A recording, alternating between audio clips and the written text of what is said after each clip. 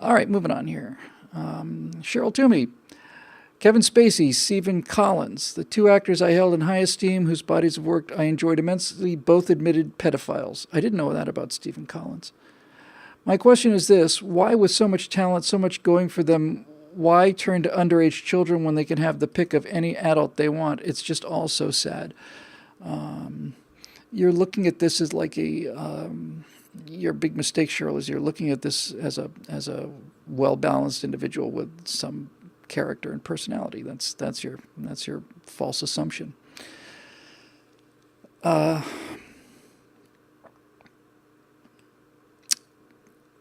Part of Now, this happened to Spacey's case. I don't know anything about Stephen Collins's, but Spacey's case was quite a while ago, 30 years ago, before he was really famous. And I think sometimes when we think about how could all these people who could have anything, how could all these stars do all these horrible things? I think that's got it backwards. I think there are people who are equipped with that kind of morality that succeed in a world as essentially immoral as Hollywood is. It's not like Hollywood corrupted them so much as they're the most suited to the environment. They're the most fit. People with flexible morality are very fit. And there are exceptions to this. There are many, many exceptions to this, but in a general way, movie producers, almost all of the ones I've known, have been in it for the power.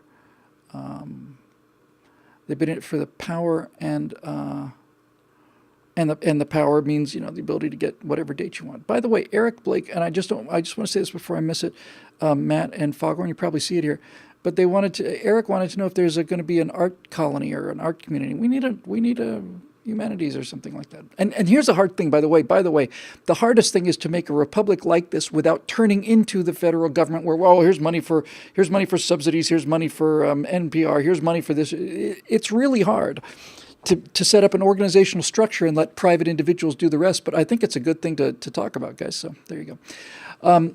So back to you, Cheryl. So what do you say? What do you say about Hugh Grant? We all remember this from 10 years ago. He's practically married to one of the most beautiful women in the world, Elizabeth Hurley, I think. And he ends up getting busted for picking up a street hooker on Hollywood Boulevard. Not terribly attractive one either. And how do you explain that? I think one way you explain it is just self-destructiveness, and I've known one actress rather well. I knew in college, and she left college where she'd done great work, and she was a stunningly beautiful woman, absolutely spectacularly gorgeous woman. And she left the theater department at the University of Florida, where she'd done really good work, and went to New York City and promptly got a job on one of the soap operas. In fact, she got a big job. She played Nina on All My Children. I think that if that means anything to you, it didn't to me much. But she got up there, and when she came back to visit, I got a chance to catch up with her. She felt that the whole time, that at any moment, somebody's going to basically knock on her dressing room door and demand all of their money back. Because she was getting paid, at that time anyway, was certainly to starving college theater kids. She was being paid a fortune for work that was far, far, far from the best work she was capable of doing. And she kind of had, imposter syndrome. She kind of felt like that this just, sooner or later, they're going to discover that I'm not worth this kind of money, at least not doing the work I'm doing here. And it really got to her. Barb, yes, that's right. Aesops Retreat got it right. Barbara Kearns, who I saw in Atlanta during the NRA show down there. Just one of my favorite people in the whole world. And if she's watching, I certainly don't mean to speak for you, Barb. This is just what I remember about when we met and we were talking about this on Miami Beach when I was working in the nightclub down there. But it's a terrible thing.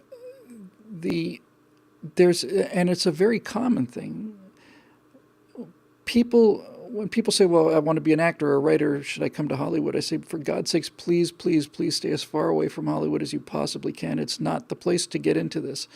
And one thing that I've seen frequently, and Barb was a perfect example of this, and the first example I saw with my own eyes, is that there are people scattered around this country and around the world too, who are tremendously talented, unbelievably talented, young in most cases, young, very talented actors, writers, directors, and so on.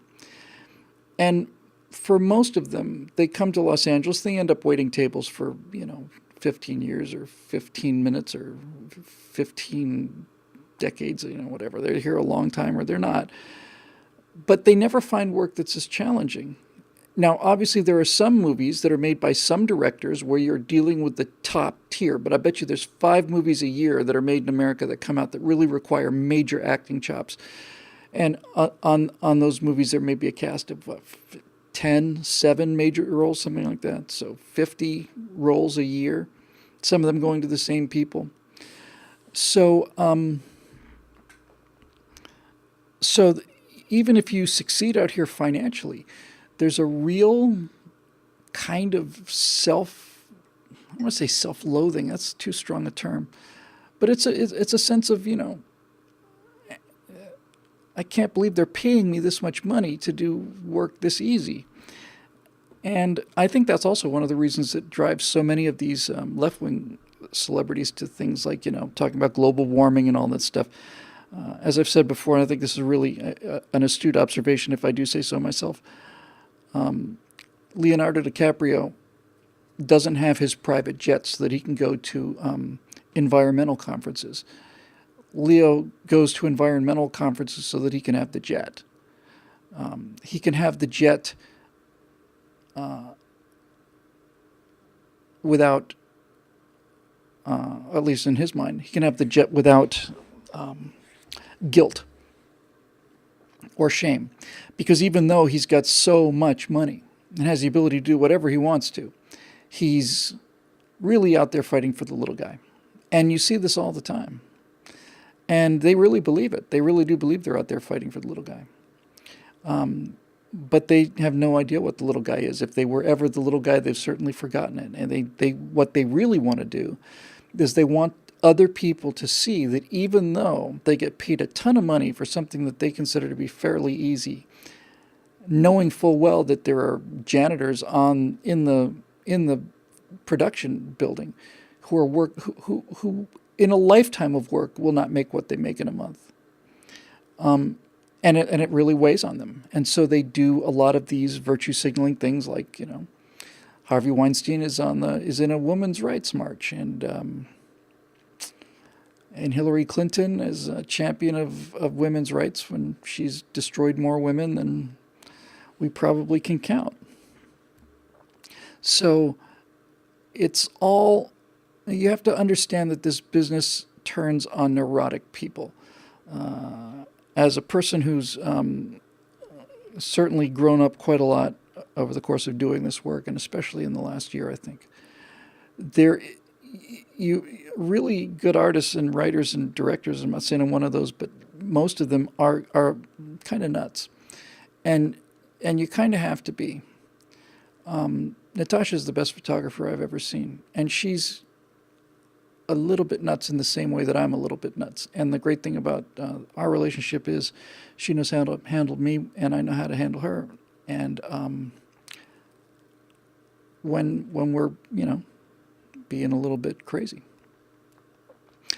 But a lot of these people don't have that and are looking for it. So they do what they do. And to answer your specific question,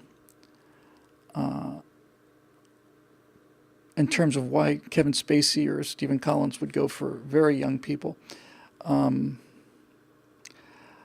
14 to me seems, 14 is not 7.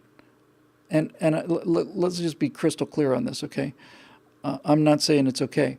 I'm saying that if they're looking for the thrill of it. They're looking for, they like the adrenaline hit from pushing the edge. And I've seen some 14-year-olds that just I would easily believe were 20. But anyway, but the real answer, Cheryl, is the reason they did it is because they knew they could get away with it, and they could up until recently. And now the American public is getting evidence every day of what they already knew, which is that these people who make our culture, who program our kids, are not very good people. Not very good people at all. All right, let's see, moving on here.